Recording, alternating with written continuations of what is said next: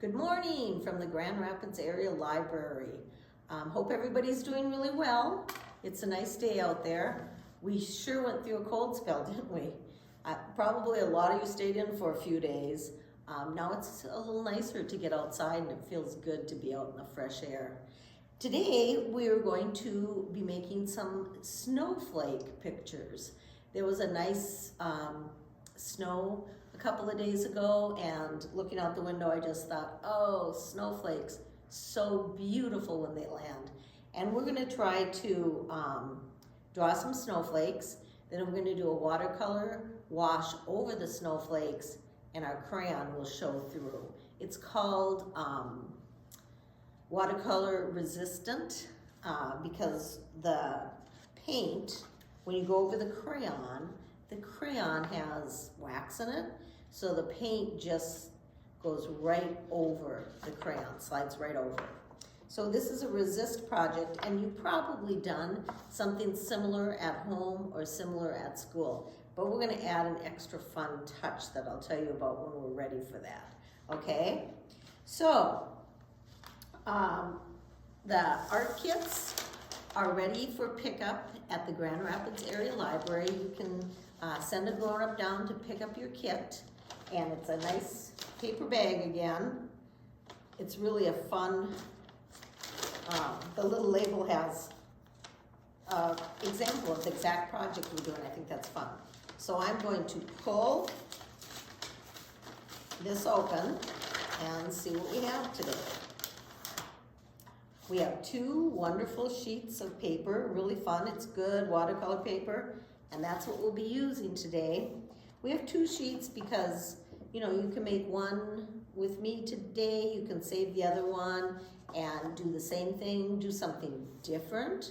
I think this project would work really well making a snow person too, or a ski hill. You could have sliding hill, ski hill, some kind of a winter scene. So you'll have another additional project to do on your own. And then we have a brand new set of beautiful watercolor paints, 12 different colors. And there's some little things in here. What do we have? Just two colored crayons, a white and a blue. Let's see what else we have. Something really small in here. What is, oh, here they are. And we have little packets of salt. What are we going to do with the salt? Well, you'll see. It's going to make a really nice snowy effect on our project. This salt is art salt. That means don't eat it. Don't eat it. You're going to need it for your project, okay? They're just little packets of salt. That's really fun. So we'll put those out to the side. And then we're also today, I think we've done this before. I like to do this because then we are really being conservative on paper. Flatten out your bag because I think it'll be a nice practice sheet for you today. We're gonna make different snowflakes. Everybody makes snowflakes differently. So I'll just show you a fun technique that I use and things that I add to it. And then you can do what I do, but I want you to add and make yours just a little bit different. So we'll use this for practice, and it's really fun. And then we'll be doing our final project, okay? And we'll talk about that when we get to this point. All right, you also will need a nice cup of water. And again, while we work, if at any time you need clean water, just get clean water. You can pause the video and go get some fresh water. It's always nice to have clean water. Doesn't have to be perfectly clean, don't get me wrong, but if it gets muddy, you want to clean that up. So you'll need water, you'll need your paper bag, your crayons, your paper, your salt, your paint, and I think that's it. Oh, paper toweling. If you have paper toweling at your house, that would be great. If you don't, you might have a napkin or something like that. That would also work. So we will be using that too. All right, you guys get your stuff all set up, and I'll get set up and we'll be ready to go. All right, I'm gonna start with my practice paper, kind of show you what you can do with that. You probably know that snowflakes have 6 branches or 6 sides. It depends upon the kind of snow that it is. It might be a light, low humidity, dry snow. It might be high humidity, damp snow. So the snowflakes do look different. But the thing that they have 6 sides, which would be a hexagon. A hexagon is a figure with 6 sides or 6 branches. And each snowflake looks different, which is really very cool. Sometimes if I go outside with kids and we collect snowflakes on the palm of our mitten, you can look at them really closely. If you have a chance to do that, you can take dark colored mittens, or you could also take a nice black piece of paper or a darker color, dark purple or whatever. Go outside and just stand and collect the snowflakes, and then take a look at them. You'll really see them individually showing up on the dark colored paper, and see if you can figure out those 6 sides. But sometimes kids will say, oh, Grandma Nancy, I found a snowflake that has 3 sides. What happened to that snowflake is somehow it broke. When you're thinking about how delicate these snowflakes are, if they hit another snowflake or if they hit a tree branch or whatever, they do break when they come down. And the other thing is, on the really moist snow days, they often clump together. So kids will say, wow, this one has 12 sides, but it's a couple that stuck together. So it's really very fun to think about that. The other thing that I think is fun to think about, that temperature affects snow, and the kind of snow that we have. We always call snow that you can clump together really well and make snowmen or snow people. We call that snowman snow. And so there's snowman snow, and then there's light flurries and that kind of thing. The indigenous people, the Inuit people in Alaska, and also some of the people, the Sami people in northern Lapland, they have 50 plus names for snow, different names. Some of them are just little variations, but they have different names for snow, which I think is very interesting. And if you say a certain kind, then oh, it's a snowman making snow day. It's really kind of fun. Snow is a big part of their life, obviously, up there. So that's what we're gonna do, is make the 6 sides. The other thing is, I see artwork all the time. I make artwork all the time.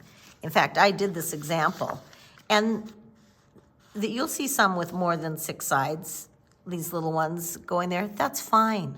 That's fine. This is an art piece that represents snow. It doesn't have to be scientifically exact. So if you make snowflakes with less than, more than 6 sides, it's fine. It's fine, it's individual, but I just wanted you to know science-wise that that's how snowflakes go. Okay, so this is a really good way to start. What I like to start, I make a over-exaggerated X with, big opening there. It's kind of a widened X. If you won't like that, it looks like a regular one, I just realized that. And then I make a line crossing there. So I have 1, 2, 3, 4, 5, 6 sides. And again, that's just a guide. So each of these little branches or sides on a snowflake have little crystals coming off of them or inside them. And it's the same on every one of those 6 sides. I like to start by doing something in the center, and I think this time I'm just gonna draw a circle like that. Then I will draw these curved little lines, and I can move my paper as I go along, and I'm gonna get 2 of those as I go. Okay, so I look at that and I'm like, yeah, I like that, but I want to make it a little bit more, so I'm going to add circles at the end of each of my little branches,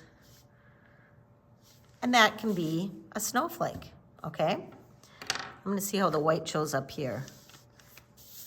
The white isn't going to show up well for you, so I'm going to go back to using my blue, but I will tell you, for you individually at home, the white is going to really show up well on the paper, okay? So you might want to do some white ones too, because we will be doing white in our final project. So I'm just gonna go over what I did there. Now you can see on this one, these spaces aren't even, right? And that's okay, that's gonna happen. I'm gonna do something in the center again, like I like to do, and like that, like that. I might make a little dot in each of those. I might make some little lines this time. You want your branches to kind of reach out more. There's a man. His name was Wilson Bentley, and they called him Snowflake Bentley. So if you have a chance, there's some books about Snowflake Bentley at the Grand Rapids Area Library, and you can come down and see what he did. He was a farmer, and he had a special camera. This is, probably right 100 years ago, or maybe even more. And he would go outside and collect snowflakes on a black pan, and then he would use he raised turkeys. He would use a turkey feather to kind of move them around and separate them.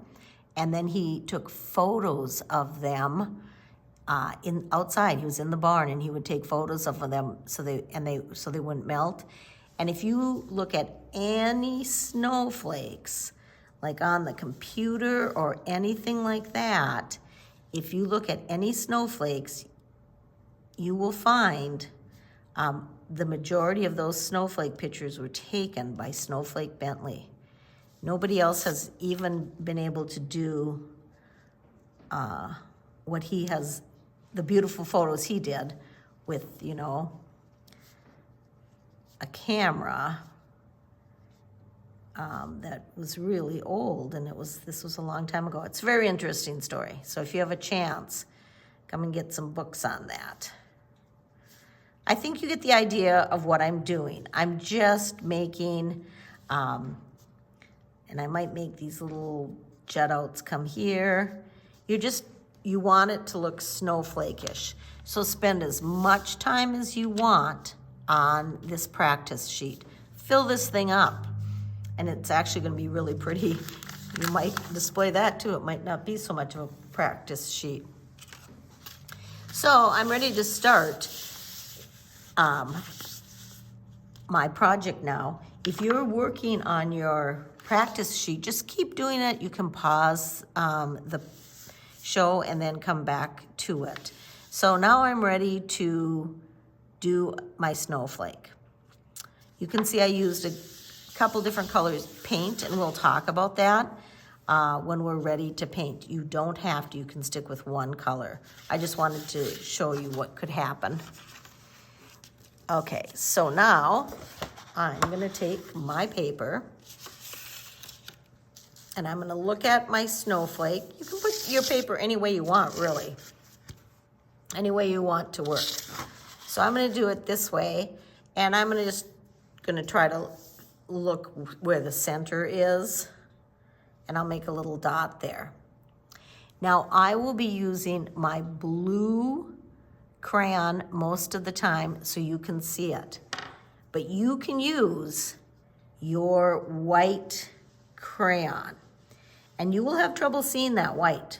You really will. So what you could do is, you can feel where it is though. You could take your blue crayon and very lightly go over that line, or you could use the blue crayon to very lightly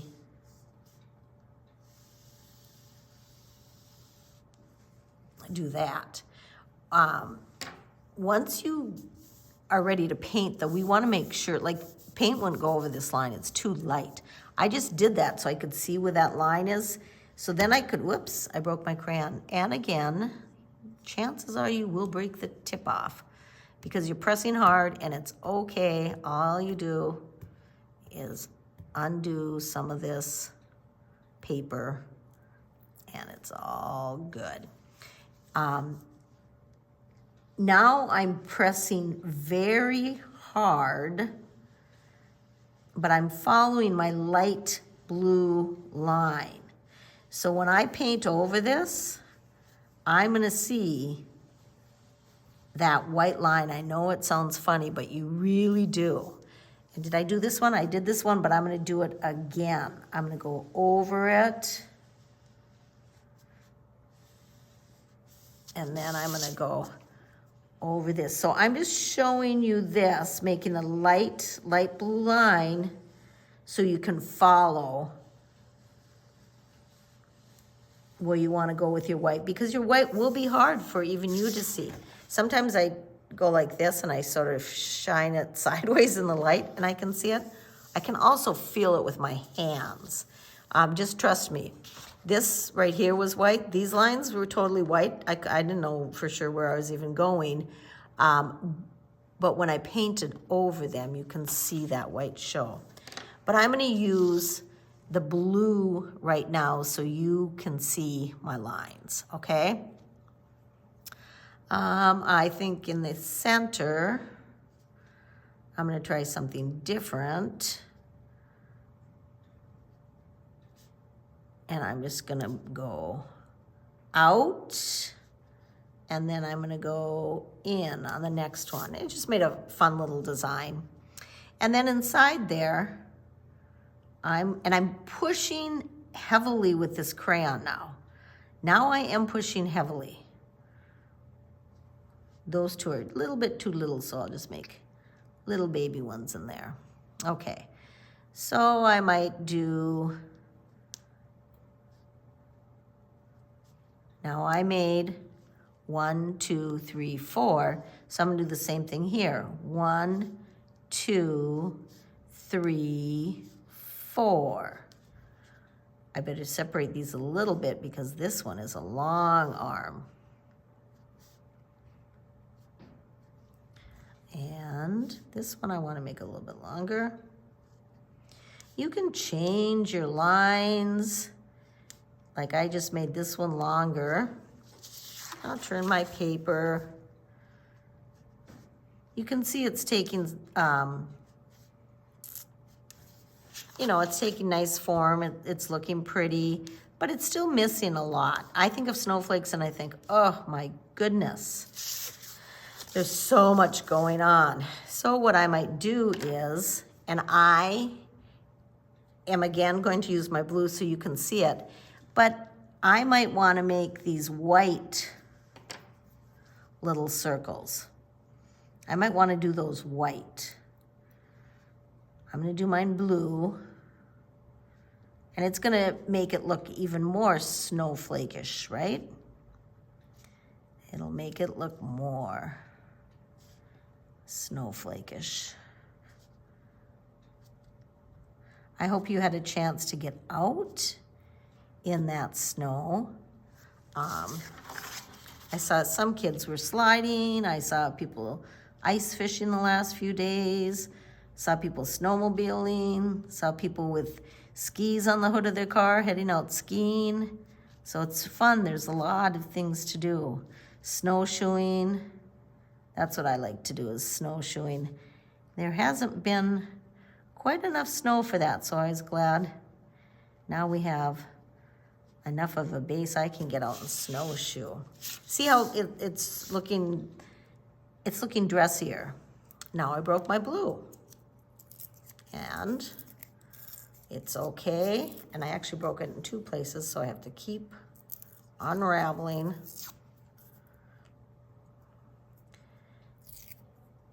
Never get upset if you break a crayon, it just happens. Okay, there we go. There we go. Are you thinking, what else could she do? I'm kind of thinking, what else? I did it again. I'm thinking, what else could I do? And hopefully that's what happens when you're working. You think, okay, I didn't really pre-plan what I was doing here. I just started doing things, and now I'm getting to the end of that job, and I'm thinking, what else can I do? And I know what else I can do. This time, I'm gonna make, and you're not gonna see these, but trust me, they're there. And I'm gonna, because it's the white, I wanna be sure I color it in. And it's easy enough to do this and not really see where the white's going, because all I'm doing is running my crayon around in circles. Can you see that? Running it around in circles. Running it around in circles. Now, some kids might want to make lots of snowflakes. You might want to have like half a dozen snowflakes, which is 6. Half a dozen is 6. You might want to make several snowflakes, just kind of popping all over the place.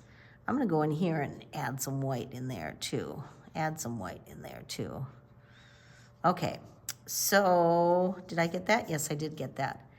Now I'm just gonna add a couple more of these, and I know where they're landing, so I know it's gonna work. Maybe some more. These are gonna kind of go in random places, which is fine. It doesn't have to be exactly. I'm just filling in places that I think should have more stuff going on, right? Okay. So now I could be done here, or, you know, I might want to add some more things coming from the center. Some more lines, okay? And then I know there's nothing back here on these empty places. There's some white here, but this is where you could do round circles. Just make sure you're going around and around and around so you're getting enough white. You could make some round circles in here, because those would be snowflakes that are further away. When you look out the window and watch the snowflakes fall, you don't really see them as their branches come off. So I can do that. And then you can also do little ones. You know, you could just do little X's for small ones, or you could add little dots and things on them. You know, you could make one, a small one like this, and maybe do some little touches, just make a mini one. And I think those are very fun to do. So you could do that too, okay? I'm feeling with my hand to see if I have white there. I don't. I might make another. I like that mini one, so I might make another mini one. And I'll make the, you don't have to do as many lines on these. They're still gonna be fantastic. Okay. All right. You guys keep working. I'll be ready to show you here now how to do the paint. And if you want to just keep working and pause it, you can. Otherwise, you can watch. You can, I'll come back in a minute, and then I'll be ready to do the painting part. So go ahead and pause the show, and we'll see you in a minute. All right, so now we're gonna paint. And what's interesting about this painting in comparison to other paintings we've done, we usually paint our wet paint on dry paper. But today we want our paper to be wet before we start painting. So it's a little tricky. We're gonna be painting wet paint on wet paper. And so we have to get water on this first and then our paint.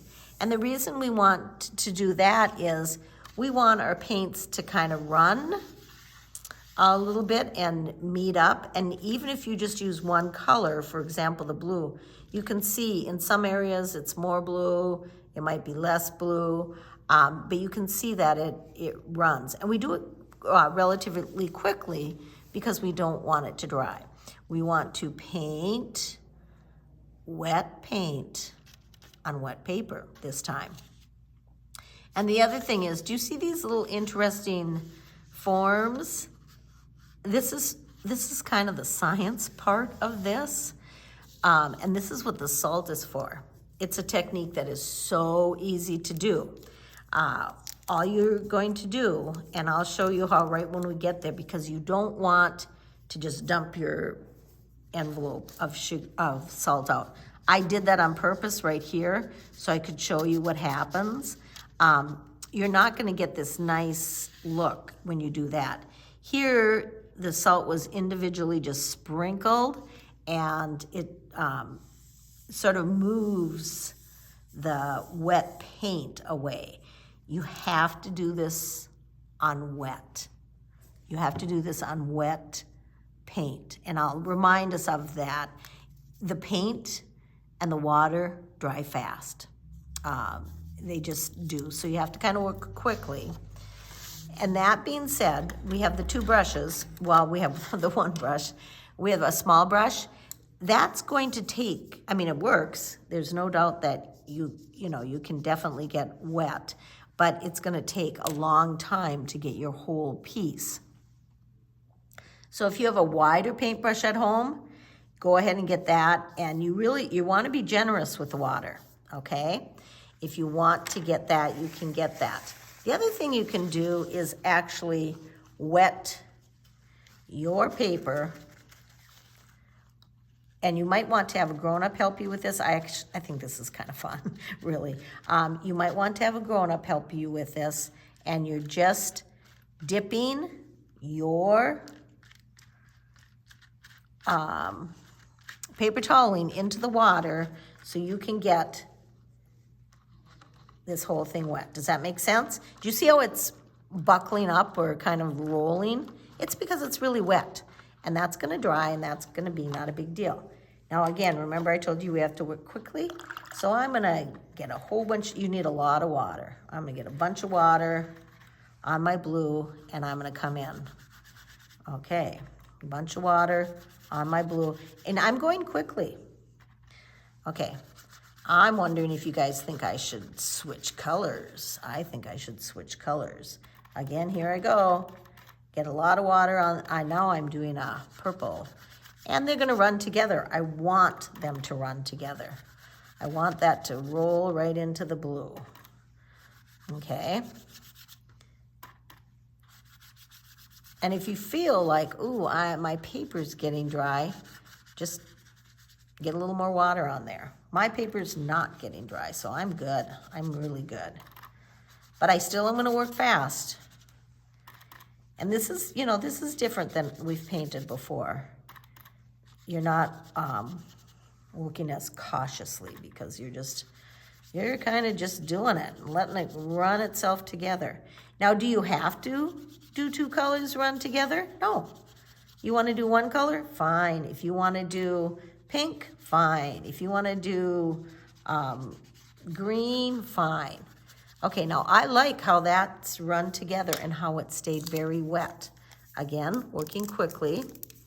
And you open this up, you can, it's gonna sprinkle right out, and I'm gonna sprinkle. Do you see it landing? Once it lands, don't touch it because we want it to, you have several salt containers, which I think is awesome because then that means that you can do a second one.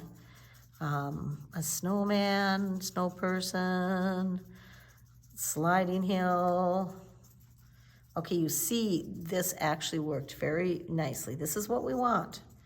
And I do have, you know, the white comes out, and maybe I should have had a little more purple in here, but I didn't, and it's gonna be fine. I don't think I'm gonna put any more salt. Now, the important thing here is this is gonna take a while to dry. You can't take your salt off until it's completely dry. But these wonderful areas here are gonna happen right here, okay? It's gonna happen right there, just like it happened on this one. So leave it exactly where it is and let it dry. It's gonna probably take a few hours even. And then, I'm moving it to the side so I can show you how to clean it off. I already cleaned this off because the salt is going to be on here and it's gonna be really, really dry. But it's gonna be kind of stuck, so you rub your fingers a little bit.